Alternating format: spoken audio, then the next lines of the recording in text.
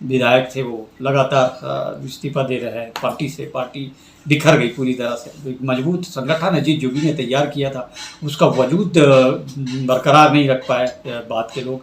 उनके निधन के बाद अमित जोगी उनका पार्टी को संभाल नहीं सके, ऐसा आरोप लगता है उनके ऊपर।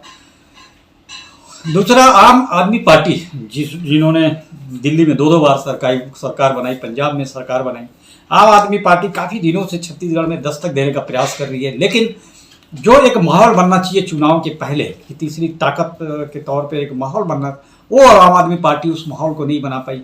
ऐसा कहा जा रहा है कि जो टिकट के समय जब घमासान मचेगा कांग्रेस और भाजपा में, जो कांग्रेस से नाराज़ होंगे, भाजपा से नाराज़ होंगे टिकट नहीं मिलने से, वो लोग आम आदमी पार्टी में जा सकते हैं, आम आदमी पार्टी को मजबूत कर सकते हैं, आम आदमी पार्टी का एक बड़ा जनाधार खड़ा कर सकते हैं छत्तीसगढ़ में।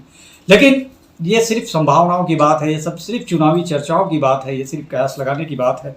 लेकिन आम आदमी पार्टी के वर्तमान वजूद की अपन हम गणना करें, हम वर्तमान वजूद की को देखें, उसकी स्थिति का आकलन करें, तो आम आदमी पार्टी भी उस स्तर पर नहीं पहुंच पाई छत्तीसगढ़ में कि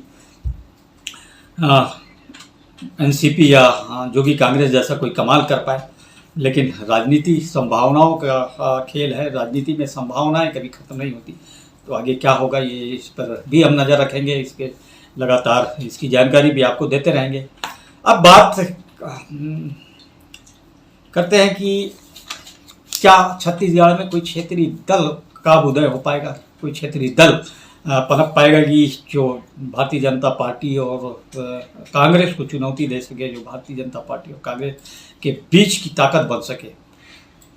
लेकिन कोई भी क्षेत्रीय दल भी इस स्थिति में पहुंचता नहीं दिख रहा है, क्योंकि जो लोकल वाद की बात करके जो लोग पार्टी खड़ा करने की कोशिश कर रहे हैं, उनकी विचारधारा बहुत सिमटी हुई है। तो बहुत ज़्यादा लोग जुड़े हैं, ऐसा इसलिए नहीं है क्योंकि जो लोकलवाद की अवधारणा है, लोकलवाद को लेकर कांग्रेस आगे बढ़ रही है और उसी लोकलवाद को अब भारतीय जनता पार्टी भी कहीं ना कहीं धीरे से फॉलो कर रही है। तो लोकलवाद को लेकर कोई पार्टी आगे बढ़े, कोई दल आगे बढ़े, कोई क्षेत्रीय दल का गठन उदय हो, ये इसकी संभावना भी बहुत कम है।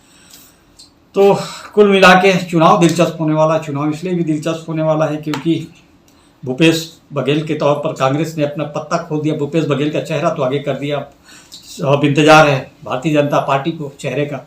लेकिन जिस तरह से पठारी क्षेत्रों में, अपन दुर्ग जिले की हम बात करें, रायपुर जिले की बात करें और कवर्धा इन मैदानी इलाकों की बात करें, तो दुर्ग के जो सांसद हैं विजय बघेल की डिमांड आ रही है। विजय बघेल की लोग मांग कर रहे हैं कि भारतीय जनता पार्टी विजय बघेल को सीएम का चेहरा बनाए, विजय बघेल को मुख्यमंत्री प्रत्याशी घोषित करके चुनाव लड़े, तो काफ़ी मजबूत स्थिति में आ सकती है भारतीय जनता पार्टी।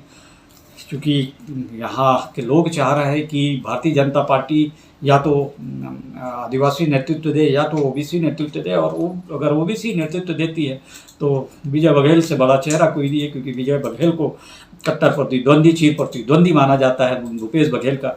और ऐसा लोगों को मानना है। हमारे चैनल में के माध्यम से भी लोग जो कमेंट्स करते हैं, हमारे पास जो मेल आते हैं, उसमें भी लगातार लोग यही कह रहे हैं कि भारतीय जनता पार्टी का चेहरा जो कांग्रेस को टक्कर दे सकता है, जो भूपेश बघेल को टक्कर दे सकता है, वो सिर्फ विजय बघेल हो सकते हैं।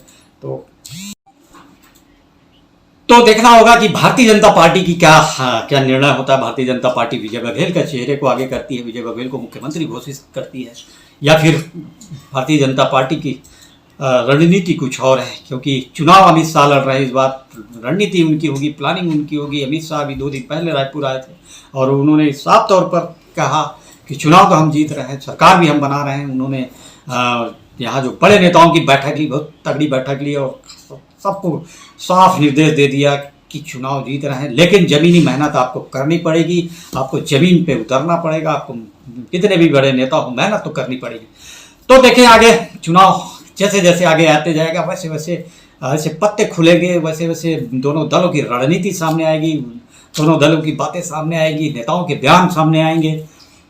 कुल मिला के छत्तीसगढ़ पे नजरें रहेंगी, पूरे भारत की छत्तीसगढ़ के चुनाव पे। क्योंकि अगर कांग्रेस वापसी करती है भूपेश बघेल के नेतृत्व में, तो स्वाभाविक है भूपेश बघेल कांग्रेस के लिए बड़ा नेता बनकर उभरेंगे राष्ट्रीय राजनीति में।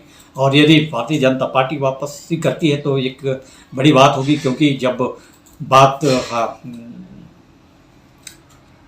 सर्वे की हो रही है, बात तमाम तरह की सर्वे की हो रही है जिसमें भारतीय जनता पार्टी को कहीं कमज़ोर दिखाया जाता है, कहीं बराबरी में दिखाया जाता है। वैसी स्थिति में अगर भारतीय जनता पार्टी ने सरकार बना ली तो एक कमाल वाली बात उनके लिए भी होगी।